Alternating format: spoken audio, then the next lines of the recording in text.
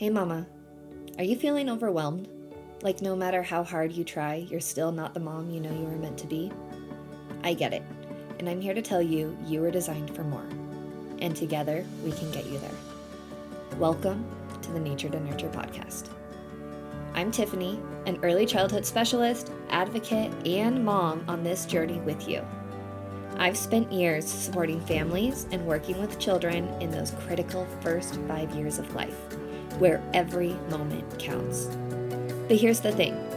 The same caregiving practices that help 0 to 5-year-olds thrive are the very same practices that help us, as adults, live purposeful, connected, and thriving lives.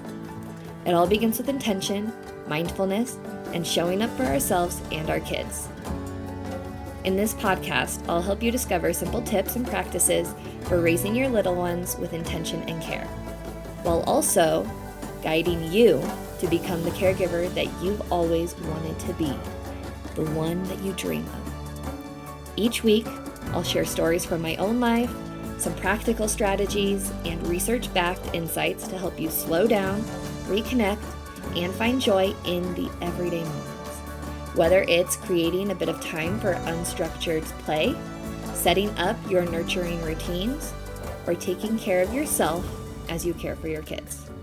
This is the place for you. If you're ready to embrace the kind of motherhood that feels aligned with who you truly are, be sure to follow the podcast, leave a review, and join our supportive community. We are here to lift each other up every step of the way. All right, Mama, let's dive into today's episode. Hey there, friend. Welcome back to Nature to Nurture. I am excited to have you here with us today as we dive into today's topic, creating intentional moments in nature to ground ourselves and our kids. I know that life can feel so busy and overwhelming, but nature offers us a peaceful space where we can recharge and we can reconnect, not just with ourselves, but with our children too. And if you're a mom who's been longing for a way to create more of this connection in your life, I'd love to support you in taking that next step. My Rooted and Radiant coaching program is designed to guide you toward the natural, purposeful approach to parenting you've been craving. I have a few spots open, so if you feel like this might be what you need, feel free to message me directly on Facebook at naturetoNurture.biz or on Instagram at naturetoNurtureBiz, and we can chat and see if this is the right path for you. All right, let's dive into today's episode and explore how we can use nature as a tool to nurture both ourselves and our kids. When we step outside, there is something incredibly grounding and calming that happens to our minds and to our bodies. Being in nature releases serotonin and dopamine, those good feeling chemicals that help us to feel more relaxed and centered. And for our kids, who may not be able to articulate those feelings of stress and anxiety, time outdoors can be especially helpful. Nature has this amazing way of lowering stress and allowing our minds to reset, which in turn helps us to be present for each other. And it's not just the peace that we feel. Physical interaction with the natural world, like walking on uneven surfaces or ground, touching the plants, even listening to the bird song and the wind moves through the leaves, this actually promotes better coordination and fine motor skills in children. And these sensory experiences engage their entire body and their mind, helping them to feel in place, to be connected, and helping them to build a strong foundation for lifelong health and well-being. So when we immerse ourselves in nature, our minds naturally calm down, and this grounding effect can extend into our family life. Imagine your child feeling more balanced, cooperative, and even in tune with their emotions. That's the beauty of nature-based connections. Now let's talk about sensory connections. Sensory experiences aren't just nice to have. They are essential. Engaging the senses strengthens our neural pathways. It enhances our memory, our language, our emotional regulation in ways that indoor environments cannot replicate, period. Nature provides a sensory-rich environment where every single sight, sound, touch, and smell is contributing to a child's development by climbing trees, feeling different textures, or noticing how water flows over rocks. Children are engaging with the world in a way that helps them become more confident, resilient, and cooperative. They start to understand that they're part of something bigger, developing a sense of belonging and connection to the world around them. And this brought into mind a quick little story that I want to share with you. When I was a preschool director, our students loved the rain and they loved the worms and would go digging and searching for the worms all the time. And we also were able to develop a connection and an understanding that the worms are creatures in this great world and that we can be there to help them and protect them, that we need to be gentle with worms, and that when we see those worms on the sidewalk, let's help them so that they don't shrivel up and die. Let's move them back into the dirt where they can get that moisture. Okay, back to all of the good stuff. Thanks for that little side note. There's really something powerful that you as a parent can do to deepen this experience for your children, like I just explained. You can personify elements in nature. You can ask your child things like, what do you think this tree might say if it could talk? If this stream had feelings, what would it be thinking as it flows? See that little ant and spider that you want to squish? How do you think they feel seeing that big foot coming towards them? By doing this, kids start to see nature as something with its own story and purpose. It's a simple act that builds respect, empathy, and helps them to understand that everything in nature, just like them, has a place and a purpose. And I want to take you back just for a second. I won't go too much into this, but one of the strongest forest school principles is that understanding of place and belonging. And the only way that we can learn as children, as adults, about our place in the world and our belonging within our society is by seeing the cycles of nature, by being out in it and seeing how we are affecting things around us and how those things around us are affecting each other as well. When you're on a nature walk, I want you to encourage your child to touch the rough bark of a tree. I want you to listen to the birds singing. What are they saying? Are the robins coming back? I want you to feel the cool moss beneath your fingers.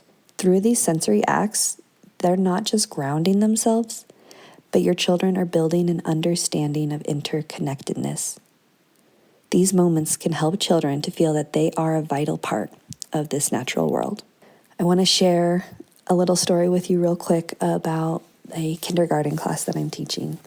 And we were learning about autumn, or otoño, fall, and we have movement during that. So we had an autumn tree yoga routine together. And we started off as a little seed, and we grew into a tree. We felt the wind come and shake our leaves around, and our leaves fell down onto the ground. And then we had the squirrel, and the squirrel was hungry, so the squirrel was collecting all of its acorns and hiding its acorns. And then we get to our mountain pose. And mountain pose is a really strong pose, if you don't know. You simply stand with your feet apart, your arms out, not super wide, but they're out, and the crown of your head and your breast pointed up to the sun.